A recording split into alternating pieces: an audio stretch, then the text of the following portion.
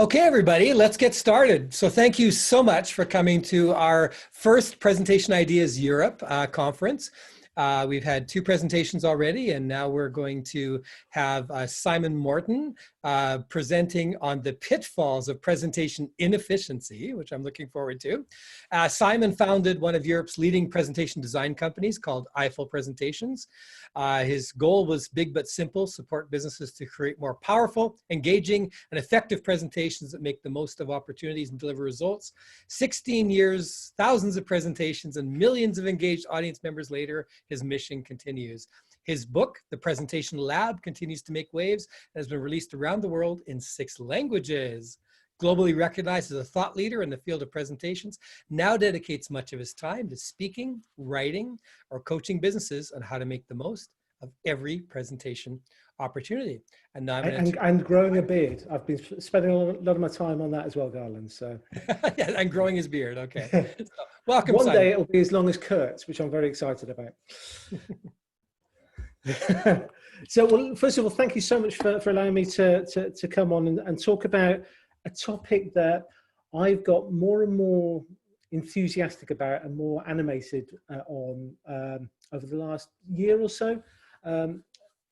And it's the more I get involved in it, the more I kind of get frustrated with the situation that I see. So if nothing else, this will be a cathartic process for me, just to share some of my frustrations, and hopefully, as a result of this process, get you guys to start thinking a little bit differently about presentations and the whole process, and the time, the effort, the blood, sweat and tears we put into actually creating them. So I think would be really useful is just ask for a show of hands. And Garland, if you can just sort of give me a heads up as to how many people have put their hands up. Who is involved with the creation of slides, either in PowerPoint or it might be Prezi or what have you? So, wow, I can see the numbers flying up already.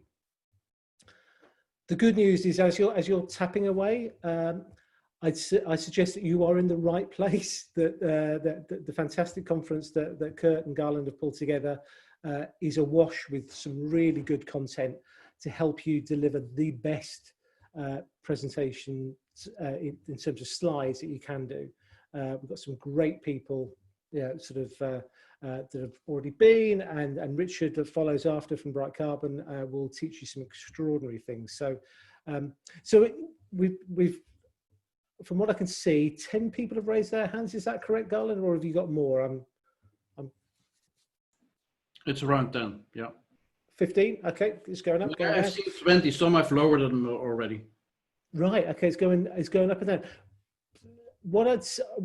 What's quite interesting is I asked this question just as we were kind of setting up, and one of the guys, Pete Wallace, Pete, thank you for joining. Sort of highlighted that he was producing thousands of slides a year, which is remarkable, but not that surprising if you think about kind of the situation we find ourselves in. This is probably a stat you've all seen and read on various websites. I think it's probably on our website, it's probably on most people's websites, about how many PowerPoint presentations are created every day. Now, initially, when I saw this statistic, I was like, well, okay, that surely they mean 30 million PowerPoint slides, and they don't. That is an assumption. This assumption has been around for about 10 years now. So the chances are that number's higher than it currently is. And certainly at a time now when we're all self-isolating and working from home, I am seeing more and more slides being delivered as part of virtual conversations, where previously you'd sit around a table, have a coffee and have a meeting, maybe a sales meeting, and you might use a slide or two. Suddenly people are completely hooked on the creation of slides, and they're using them as almost like a currency now in every form of communication they've got. So my guess would be that it's not 30 million, it might be as much as 40 or even 50 million PowerPoint presentations are being created every day. And if we just left it at that, we could probably go, okay, well, that's a vast number, but so what? yeah, fine. Nobody's getting hurt by that many PowerPoint presentations being created every day. So what's the big deal? And this is where we kind of get to my key focus of the presentation today, is actually the impact it has on a whole bunch of different stakeholders is huge. We've all experienced, and we've probably all read books or blog articles or videos that talk about death by PowerPoint. That's no good for anybody in terms of the work that goes into creating these awful slide decks that are then delivered in a time-consuming meeting to an audience that switches off 5 minutes in. Nobody wins from bad PowerPoint presentations.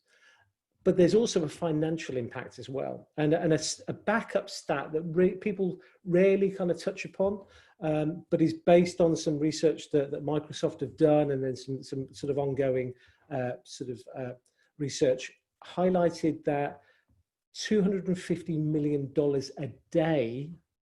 a day is wasted due to poor PowerPoint presentations. And that's really where I want to try and do my little bit in getting people to try and just sort of stem that particular challenge and turn the tide a little bit. When I read 250 million, I thought that simply can't be true. That number's been plucked out of air, out of thin air. So what we did is we went a little bit deeper, and somebody's actually taken the time to kind of explain where that 250 million came from. So very, very quickly, you've got 30 million PowerPoint presentations being created every day. Let's assume each of those are for a meeting. It might be an online meeting, very likely to be an online meeting these days, but it's going to be a meeting of sorts. And on average, let's assume that there are 4 people in that presentation meeting. Let's assume that meeting is for about half an hour. So, often they tend to be a bit longer, but we're going to be a little generous here, half an hour per presentation. Off the back of that, let's take and this is a very sort of arbitrary number, but let's assume that a quarter of that time is inefficient because the presentation is either unengaging, it's irrelevant, there's too much content, so your audience isn't engaging with it. There could be a whole host of ills that we know hits presentations. So again, kind of randomly, but let's assume that a quarter of that time in that meeting is lost. All of that, those people, those number of PowerPoint presentations, the number of meetings, and that quarter means that 15 million people hours or person hours a day are lost because the presentation isn't delivering what it needs to do. 15 million. And how you turn that into numbers is kind of pretty obvious. You take the average salary of people attending that meeting, $35,000 a year was kind of the number plucked out of the air. Some people will be less paid than that. Some people will be considerably better paid than that in those meetings. If you think about board meetings, if you think about big pitch meetings and sales meetings, often the people in the room are commanding more than £35,000 a year salary. You work that equation all the way through, you end up with just over $250 million being wasted every day, simply because the presentation isn't up to scratch. That's kind of scary, but you recognize that actually people have been talking about this for a while. So Richard Branson, Jeff Bezos, a long list of big names in business have all said, we've had enough of PowerPoint. It's killing our business and we're going to ban it. Now, the reality is neither of those organizations have banned PowerPoint. And we know that because we have seen and been involved occasionally on creating PowerPoint decks for those organizations. But they do make a really valid point, which is we are using them badly. I don't think either of these guys would say that PowerPoint in itself is evil. It's a piece of software. The way it's used often is done very, very badly, and that's the challenge. And Microsoft, to their absolute credit, have tried to do the best they can to address that issue. So they've started using artificial intelligence to address some of the challenges that people are seeing. People are saying, I'm so bored of seeing bullet points. They're ugly. My slides look dreadful. So what they've done is they've introduced things like the designer tool. And if you've got Office 365, no, Microsoft 365 as it's now called, you start creating a slide, straight away this little panel pops up going, you don't want a boring agenda slide, you want a slide that's got this background to it. And what that is an AI piece of artificial intelligence in the background going, we can make that look a bit sexier. Fine, it's good. We suddenly have gone from boring looking slides to prettier slides. But is that helping deliver a better presentation experience? It might be more aesthetically pleasing, but is it actually helping the process? And they've also got a coaching tool. I don't know if you've seen this, but the idea of being able to have a presenter coach that you present to, and it'll go, well, you ummed and ahed a bit too much at the start, and you said this at the start, and this is a word you keep repeating, and whatever it might be. Again, really cool tool. Hats off to Microsoft for going out there and trying to help presenters deliver better presentations. But fundamentally, I sort of contend that actually all of these tools just lead to one thing: even more slides. And the world doesn't need any more slides. What we need are fewer slides that are better created, that are better crafted, and better address the challenges that audiences are looking to take on board. Garland, I've noticed a couple of questions and people raising their hands and stuff. I'm very keen that as the questions come through, that I sort of respond to them. So I don't know if there are any specifically that you'd like to call out as something that I should respond to now. Simon, maybe there is a question of Linda. She's asking if the numbers are just for the USA or global. I believe global, Linda. And hello, Linda. How are you? Lovely to catch up with you. Yes, I believe they're global. Which makes me think that and like I say, that's probably a decade old, that if not slightly older, that research, and it kind of came out of nowhere, but is attributed to Microsoft. My gut feel is that 30 million is probably lowballing where we currently are. Certainly, yeah, as economies have grown and what have you, I think you'll probably see things have changed. Simon, there's a remark of Miguel. Please contribute to show that the idea that there's no such thing as PowerPoint presentations, just presentations. Oh, sorry, can you run that one past me again? Yeah, please contribute to show the idea that there is no such thing as PowerPoint presentations, just presentations. Absolutely. So Miguel and I have discussed this long into the night previously, where you're absolutely right. A presentation is ultimately, yeah, today I am the presentation. The slides that I'm showing on screen are merely visual punctuations to what I'm saying. If I just showed these slides without me talking, they wouldn't work. But if I was just speaking just on my own, yeah, sort of without any slides, I probably wouldn't be able to reinforce the messages I want to get across as effectively. But PowerPoint presentations are merely a tool to help the presenter. And so I think the point that Miguel is quite rightly making is it's not about the slides, it's about the presentation as a whole, and then how you use those slides. And that's exactly the thinking and the ideas that kind of drive my plea to people, that we need to look at the efficiency of presenting and presentations, not just how many slides we can get produced in a period of time. So I think, yeah, looking at, and we'll talk about this in a little bit more detail later on, but fundamentally, I think it's fair to say that there is no technology solution to the issue. Yeah, Microsoft, like I say, are doing some great stuff. We'll talk about some really cool plugins that are available in the marketplace now as well to help you create better looking slides. But are they helping you create better presentations? And I'd contend probably not, but there may be a way around doing that. And so we have to ask ourselves the question really fundamentally is, how do I improve the efficiency of presentations? And I asked myself this question about a year, 18 months ago. And initially my response was, you've got to get better at producing more slides in a shorter period of time. That's efficiency of presentations. And then the more I looked at that immediate response, the more I realized how flawed it was. Because ultimately, yeah, it's not about the number of slides we create, it's about the quality of the slides and the presentation experience that we have.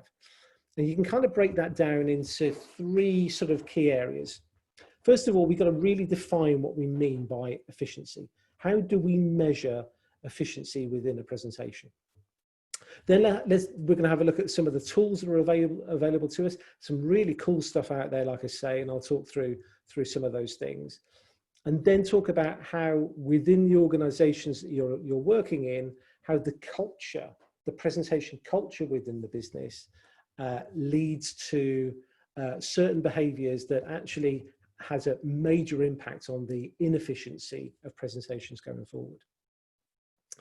But first and foremost, and really, really importantly, let's try and get our head around this idea of efficiency and measurement. And it's not, just to reiterate, it's not about speed. Speed is not the measure that we should be looking at. We should be looking at actually the output we get from the presentation. And I've pulled together just some real basic sort of thinking around this. And it all starts with, we have to ask ourselves the question, why are we presenting in the first place? And this is a question I've been asking for 16 years as Eyeful has been around as a business. One of the first questions we ask our customers is, thank you very much for getting in contact. What's the purpose of presenting? Why are you calling us? Why do you want our help? What is it you're looking to achieve from this presentation? Because I am firmly of the belief, and I'll happily discuss at length with anybody that wants to challenge this, is every presentation should drive an action. Even presentations that are pure information share. So it might be an internal presentation telling you about a new health and safety procedure. Yeah, about as dry a topic as you could possibly ask for. And it would be easy to argue that actually all I'm doing is just making sure that the audience has the latest information on health and safety. Actually, the reason for presenting that information is that you want to prompt people to follow the new procedures so that they look after themselves better, that the company is protected, that, you know, the long list of reasons that people might need that information. And if you don't have that outcome in mind, then ultimately all you're going to do is just throw information at an audience and not be aware of if any of it has stuck, any of it is relevant to the audience. It's basically just a death by PowerPoint splurge of information. And this is one of the best questions you can ask yourself. And apologies, Pete, I'm going to reference you purely because you produce so many slides for I think you said your boss is a big fan of using PowerPoint slides. Just might be worthwhile asking him or her, why are we presenting? What's the purpose? What's the outcome you want to get from this presentation? Because once you've got that, then you're in a much stronger position going forward to actually identify where you can reduce the number of slides, or maybe where you should be focusing your time and attention. And frankly, it's unlikely to be on creating even more slides. It might be more around your message, about understanding your audience and what have you. I can see lots of flashing going on, Kurt. So again, if there are any specific questions around what I've said so far, I'm more than happy to respond to those. Sure, we will.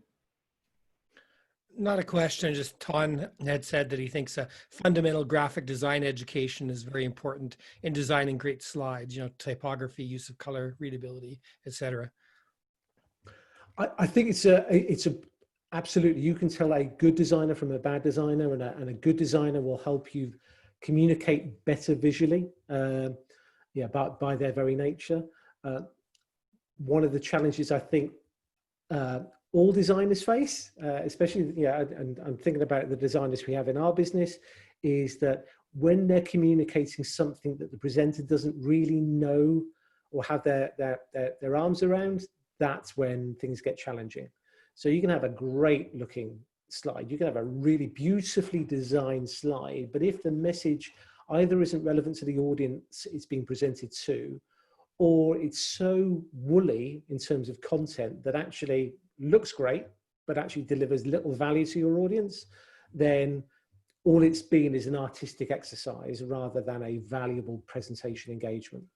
So and in regards to your question, why do we present? Sandra had made the comment that it was a really powerful question, and Pete Wallace said it's part of the design process and surprising how many times there's no answer to it. Yeah. And Pete also said that his approach is to ensure each slide conveys a single message and the messages lead to the desired outcome. So great. And that desired outcome is so, so important. So we've kind of come up with an incredibly high level equation that relates to efficiency for presentations, because everybody, from the sound of it, certainly a large number of the people on the call today, recognize the investment that's required in creating a good presentation. It takes time. Oh, good God, it should take way more time than typically it does, because most people dive straight into slides and start developing slides and tearing through thousands of slides in Pete's case, yeah, every year. And that's very time consuming. And what we've got to figure out is actually, no matter what time, yeah, how much time there is, where should we be spending our time? Is it on the message, understanding our audience, recognizing what the outcome should be? But there's certainly, no matter where you spend that time, that's an investment you've made into the presentation.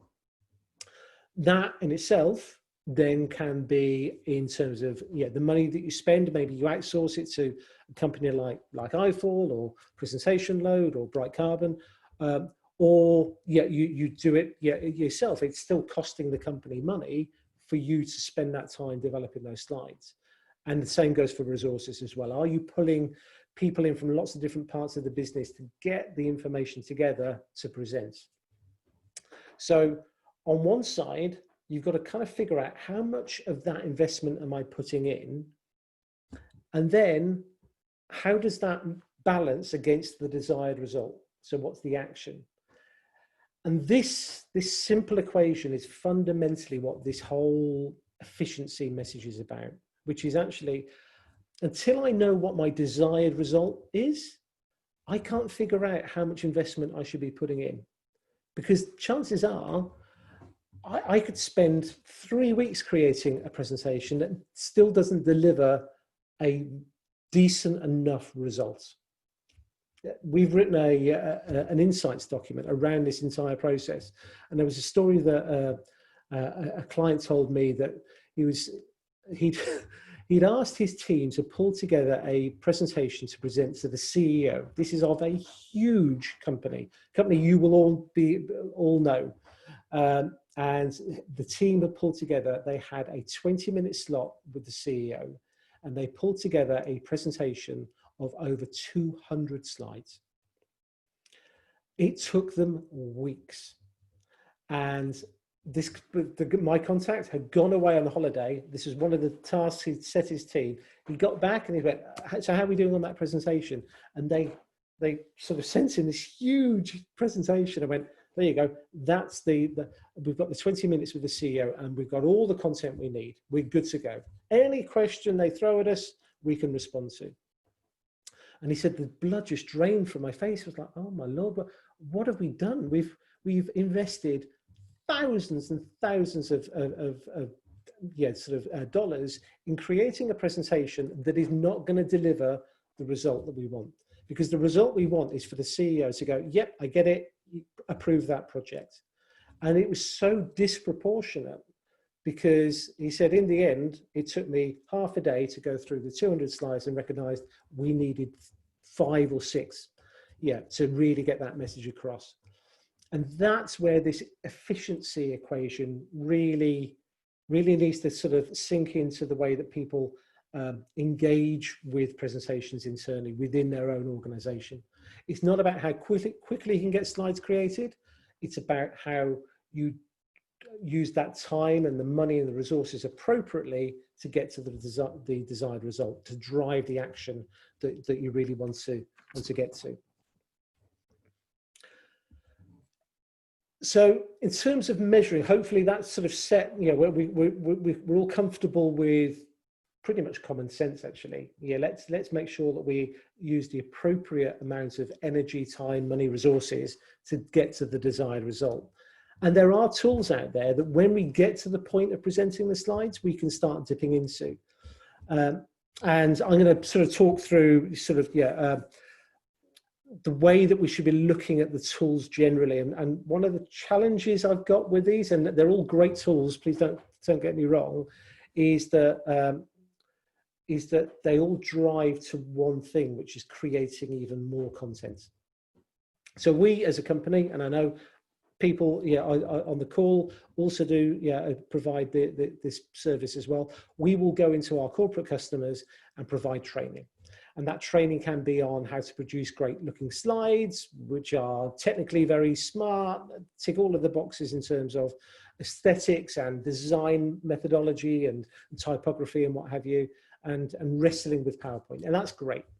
And we also give people the opportunity to tell stories better. And we'll give them structures and ideas and methodologies to tell their stories in a more compelling way.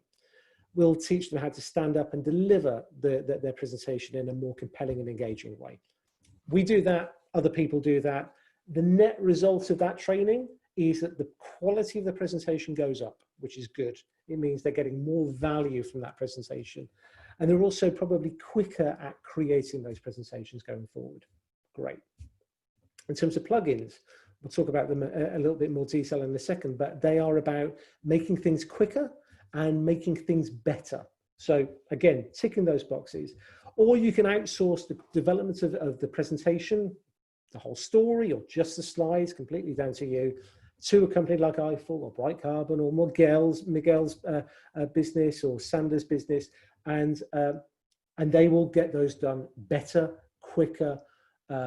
The quality will be better, it will be done quicker, but all we're doing is creating new content. We're not improving necessarily the efficiency of the process, we're just building and adding to that 30 million PowerPoint presentations being created every day. So we've got to think, in my opinion, a little bit differently. And this is bizarre, a presentation company saying, don't use us for creating loads of slides. What we're saying is that with the plugins like Templify, Bright Slide is something that Richard, who's speaking after me, may mention. That's from a company called Bright Carbon. That's free, that plugin, and it's really good. We use it in our own business, and there are so many benefits to using Bright Slide to increase the speed of you creating content. And also Power User as well is another really cool tool. So you've got some really interesting plugins there that will make you quicker at creating new content. There are very few that will actually allow you to be more efficient and actually go back and start looking at stuff you've previously created. We've developed something called Eyeful Cubes. This is not a pitch for Eyeful Cubes, but I just wanted to sort of put it into context of actually Eyeful Cubes is a plugin that means that it creates a slide library, so you can go in and you can search for content that's already been created. So suddenly you create an environment where rather than you spending your time focusing on developing new slides that actually may have already previously been created, you can search on something and up it pops, and it's tagged in terms of text or what have you. So if you're looking for a slide that's got an agenda, as an example here, we've got 6 slides that have already been created for agendas. So I don't now need to spend my time developing a new agenda slide. I can use that time to focus on message, audience, outcome. Simon, just to break in here, Noah had asked, could you please list again the names of the plugins you mentioned? Yeah, let me go back to those because Templify is a pretty comprehensive plugin. So that will allow you to do some create new content really very efficiently. So it's kind of as it sort of says in its name, it's a series of templates that you can use as the basis for creating new content, and that can be personalized specifically to your business. Power User is a really cool tool. It basically provides a bunch of shortcuts. It's kind of like your quick access toolbar, but on steroids, and it just allows you to do a bunch of really cool things very, very quickly. BrightSlide is the Bright Carbon tool. Big fans of this. It's been created by a guy called Jamie Garrock. And Jamie has created something that will speed up the process of, it's kind of like, it's all the things you wish PowerPoint would do automatically and doesn't.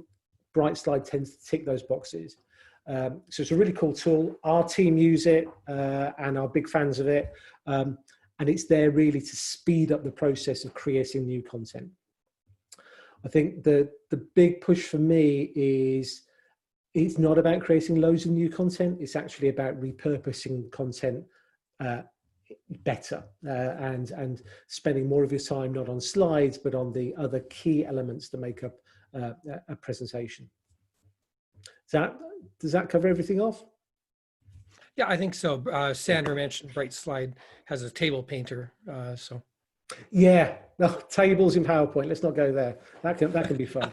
But BrightSlide fixes that problem. I was there when they launched it at the Presentation Summit earlier, well, tail end of last year, and there were whoops and hollers, which you rarely get when somebody launches a plugin for PowerPoint. So if nothing else, that's testament to the good stuff those guys have been doing. In terms of the Eyeful Cubed approach that we've taken, we don't want to get involved in that stuff. We just want to allow people to get access to their content better or sort of quicker, so they're not having to recreate stuff, actually just reusing the quality content that they've already got in place.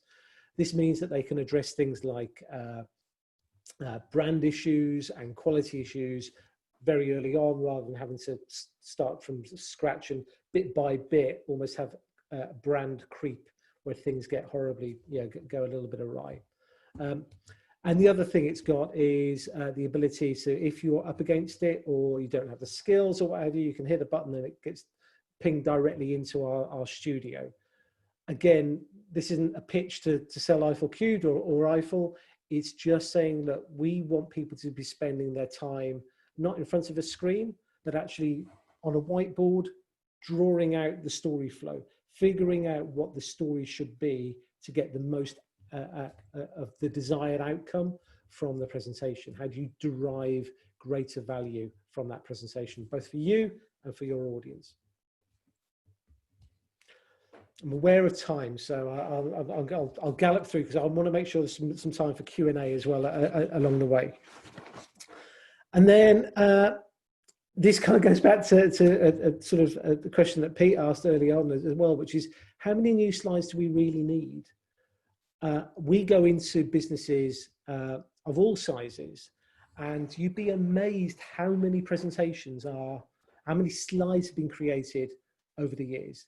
I mean, there are servers creaking with PowerPoint files of all manners of size and what have you. Most of the things you need have already been created. You just can't find them. You can't grab hold of them and use them for the new presentation that you've got. So what do? We go off and create even more slides. And a lot of that boils down to this idea of what we term presentation culture. Is how does a business behave when it comes to presentations? And we've looked at, again, a number of different organizations and the way they behave. And I'll share with you an example shortly of a company specifically, but take very standard stock photo here of those, how many we got? 6 people. There are 2 people that could be the start of something amazing within that organization. And by that, I mean that they can be the ones that can start to change the behavior around presentations and the creation of presentations. They can be the ones that turn around and say, you know what, I've already got a slide that says that, I'll send it to you, or I'll put it in the library in cubes or on our server, so you got access to it, not just for this presentation, but for future presentations going forward. These are the people that ask those awkward questions like, why are we using slides when this is a conversation to two people in a relatively informal environment? Well, why suddenly the need for a PowerPoint deck? They're the people that will say that slide is not on brand. So you may have had it created externally by an outsourced company. You may have created it yourself. It doesn't fit. So we've got to either replace it or repurpose it so it works properly for us. And if it's 1, 2, 3 people in an organization that are asking those questions, suddenly bit by bit, you can start chipping away at this nonsense that we find ourselves in, which is creating absolute, sort of slide upon slide, deck upon deck every day, and just building more and more noise into the situation that we find ourselves in. One of the best ways of doing that, and we've done this with like I say, a number of companies, is actually start, and Pete, you might want to consider doing this, starts off with what we call a PowerPoint amnesty. One of the problems PowerPoint suffers from is the fact that A, it's really easy to use, and it's easy to get slides created even without you having any great design skills or what have you. Just by scratching the surface, you can get some slides created. And so straight away, that's what people do. The other challenge you've got is that people do their working out on PowerPoint. Very rarely do people take a piece of paper and do what Gar Reynolds talks about, which is starting analog before you go digital. Yeah, we all have to get into the habit of best practice of, I'm not even going to think about slides until I know what my outcome is, who my audience is, what my message is, what content is relevant, and really importantly, what content I can leave out. Real basics like that have to be done on paper before we even start thinking about slides. People don't do that, and as a result, they've got on their hard drives, on servers, on private folders, in the cloud, a gazillion slides, all of which could and should be brought together and consolidated. Because there will be some really good stuff on there that you've never seen. If you're head of marketing, head of brand, head of presentations, what have you in your organization, there will be some great content that's been created by people within your organization that you'll never see. And they may not even want to share it with you because it's not on brand, and frankly, they know they shouldn't be doing it. But this is an opportunity, and Amnesty is saying, look, give me everything. The good, the bad, the ugly, the stuff we know is off brand. We'll bring it all together and we'll sift it, and we'll keep the good stuff and we'll get rid of the bad stuff and never talk of it again. And by then building a library that people can dip into, suddenly the efficiency of creating a presentation that derives that outcome is improved, because people aren't spending all their time developing slides. They're focusing on the message. They're focusing on the story. They're developing their skills to engage with the audience. So PowerPoint amnesty is a really valuable and an effective way of starting to change the presentation culture within an organization. The other thing, and I kind of touched on this a little bit, and again, this is one of my sort of real passions, is presentations do not always need to mean PowerPoint slides or Prezi visuals or anything on the screen. If we've got a fair number of people on this event today, but if it was 10, 15 of us, I probably wouldn't be sharing half as many slides, because I'd want to make it more conversational. So I'd open up the conversation and we would bounce off each other. I'd still go through all the content I want to go through. I go from A to B, but I go in a slightly different way in line with the audience requirements. But because there are 18 odd or so many people on the call, that would be chaos if we did it that way. So I have to now go down a more formal route. But there will be times where people will go into a meeting kind of thinking formally. I stand, I present, I talk at the audience, where actually the audience wants them to have more of a conversation, have more of a chat, make it more informal. And so what we've got to do is we've got to give people the ability to go, I know what meeting my audience wants, and I'll prepare the materials accordingly. So instead of producing a 30-slide deck, I'll take maybe a hard copy document that I can share with them, sort of either on screen at the moment or face-to-face. Maybe video is more appropriate. Maybe an infographic is more appropriate. There are lots of different outcomes that you could apply as the presentation tool. It doesn't have to be a 30-slide deck each and every time. So think about the presentation landscape in a bit more detail. There's some real value in doing that. And go back to this simple equation, which is how much investment are you putting in, and are you putting the investment in the right place to deliver the desired result? If you're going to spend 80% of your time creating slides that don't deliver the desired result, something's gone wrong. And that for me is a really important point. And I'm going to sort of, if I may, just talk you through I've got about 5 minutes left. I'll talk you through a customer example. So I have had the great pleasure over the last 18 months or so to work with a company called Kudos Blends. It's unlikely you'll know Kudos Blends. They are a medium-sized business based in the UK, and they are a key part of the baking industry. They provide certain ingredients that allow the entire sort of baking sector in the UK to function. They do some incredible things in terms of reducing salt in cakes and extending shelf life and what have you. It's a remarkable business that's been built from nothing by this fantastic woman who I'm now very good friends with, a lady called Dinny. Dinny was the perfect example of a company who would kind of go into this sort of cycle. See if you recognize this. They're asked to present. Maybe it might be a pitch presentation. It might be at an event.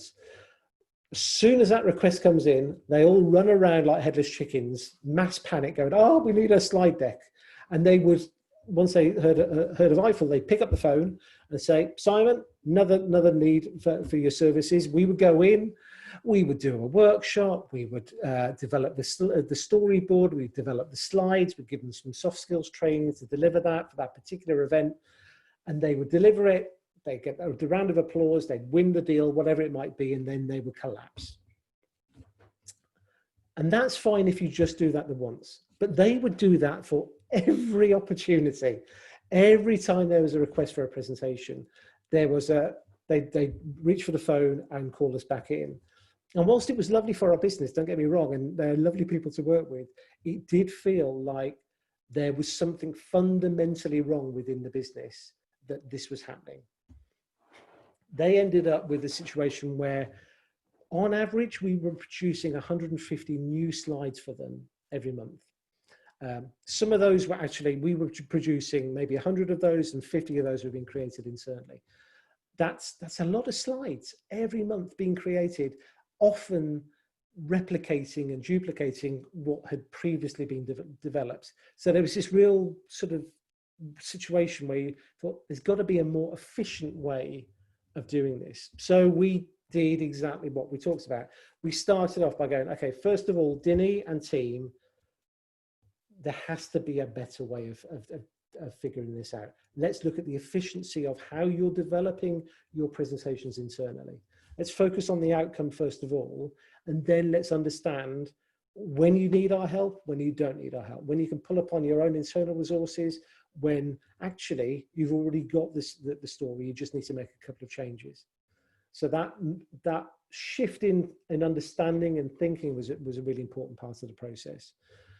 We then put the workflow tools in. So they've got Eyeful Cubes running in their business now. So they've got a slide library, central slide library that they all pull upon and can search on and drag and drop into and develop their slides very, very quickly and easily. And we've changed their culture.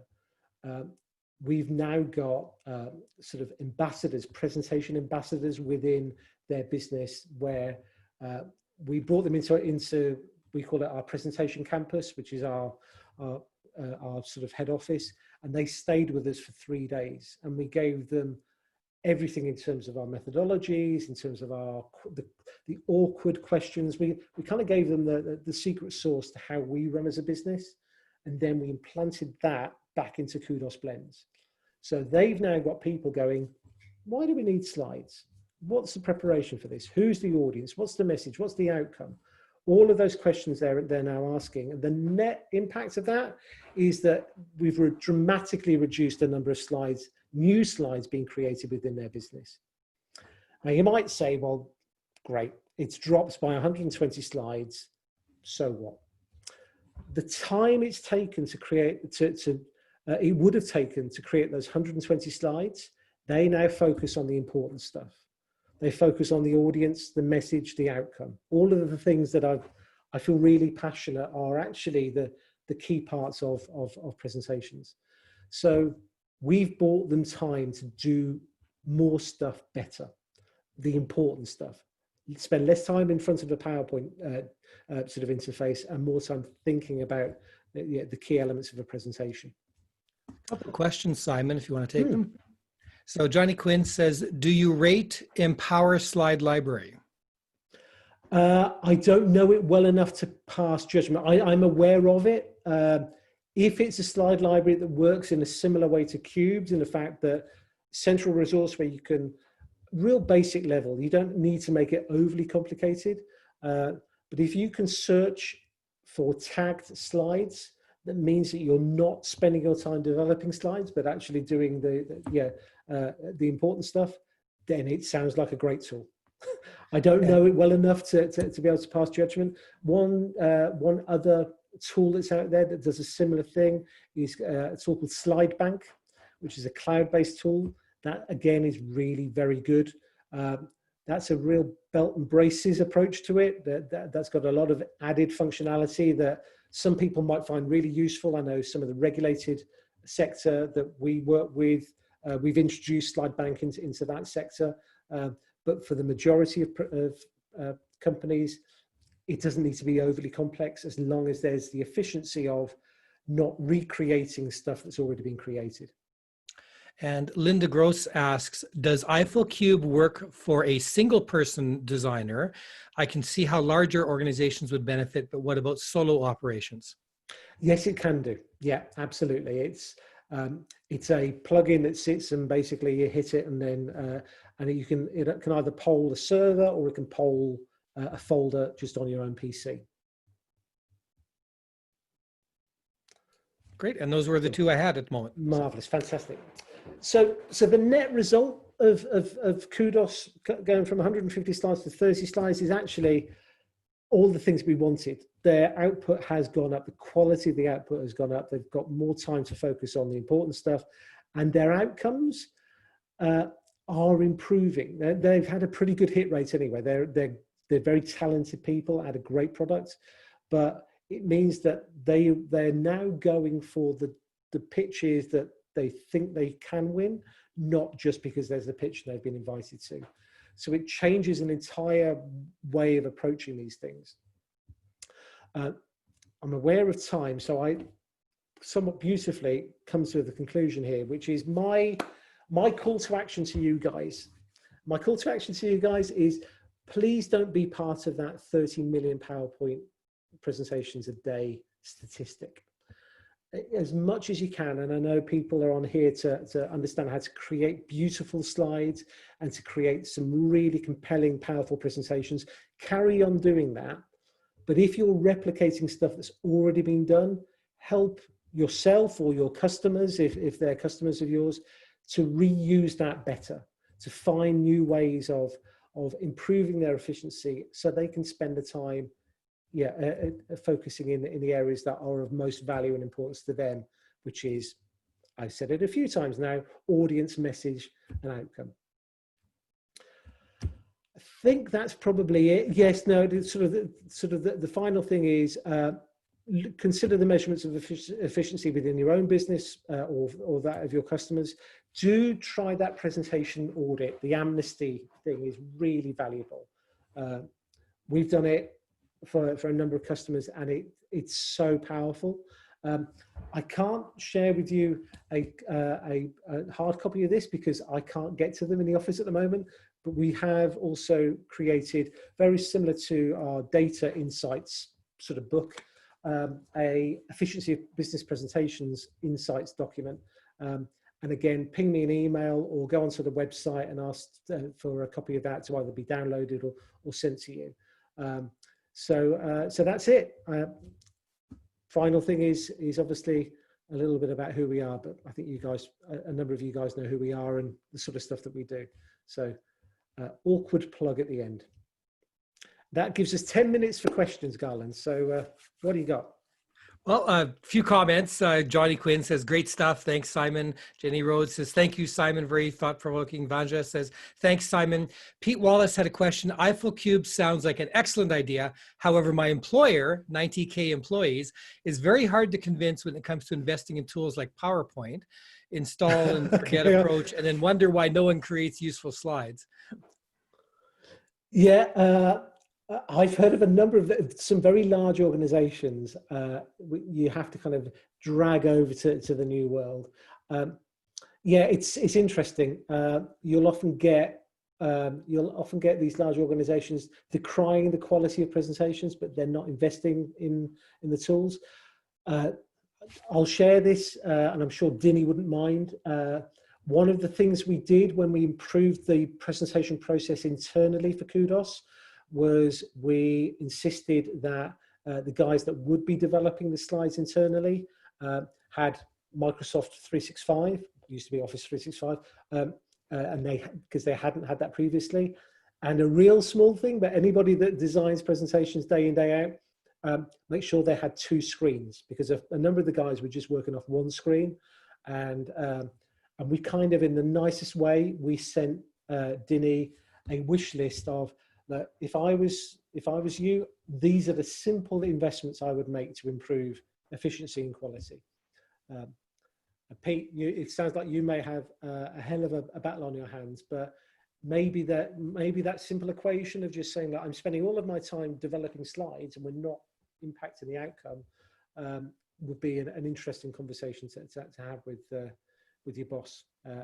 And please do request a copy of the insights document, because there may be some stuff in there that might help start the cogs turning and convince them ultimately that this is the way to go. And there's lots of other kudos for you on here. People say they'll be in touch. Johan says, would love to hear some other time your structure for story telling. And someone, and Amer says, is there some sort of PowerPoint fan club or community you would recommend? Oh, well, the Presentation Guild is a great place to start. And I'm a member, but not as an active a member as Richard is, who's on shortly. And he'll be able to give you a whole bunch of information. But just Google Presentation Guild. And that kind of came off the back of the Presentation Summit. So if you guys haven't been, I know Miguel has, for example, been to the Presentation Summit, that's really worth investigating. This year, because of COVID-19, for the first time ever, it's going to be a virtual event, which is, for us European guys, is a bit of a bonus, because we don't have to pay for the flights and what have you. It's also a much reduced sort of entrance fee. Timings aren't great for us based in Europe, but the quality of the content is amazing. So I cannot recommend the Presentation Summit enough. I know Richard will be speaking at it. I'm sounding like a fanboy for Richard now, but he's very, very good. And a bunch of other people. Nolan Hames, if any of you guys have come across Nolan, he again is a really great presenter around the art of PowerPoints and developing great content, plus a whole bunch of other people as well. So Presentation Guild and Presentation Summit, I'd be Googling those if I were you. Jude says, could you please share your opinion on presenting online versus frontal presentation?